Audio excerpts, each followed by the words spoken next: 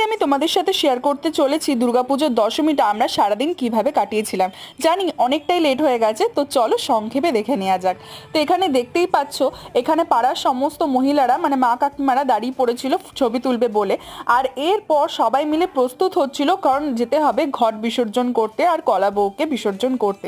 তো আমাদের যে পুকুরটাতে বিসর্জন করা হয় প্রত্যেক বছর, মানে অর্থাৎ যেখান থেকে ঘাট থেকে মাকে তোলা হয়, তো সেই ঘাটেই চলে এসেছি। আর এখানে দেখতেই পাচ্ছ সমস্ত কিছু কলা বউ থেকে শুরু করে, সুতরাং পুজোর সমস্ত জোগাড় যন্ত্র নিয়ে চলে আসা হয়েছিল।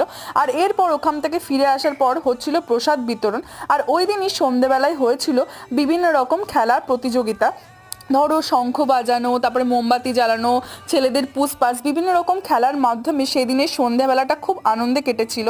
আর এরপর দেখতেই পাচ্ছ ভাইও চলে গেছে, আর ভাই জিতে নিয়েছিল একটা পুরস্কার। এর পরের দিন ছিল দুর্গাপুজোর ঠাকুর বিসর্জন। এরকম মিনি ব্লগ দেখতে হলে সাবস্ক্রাইব করো।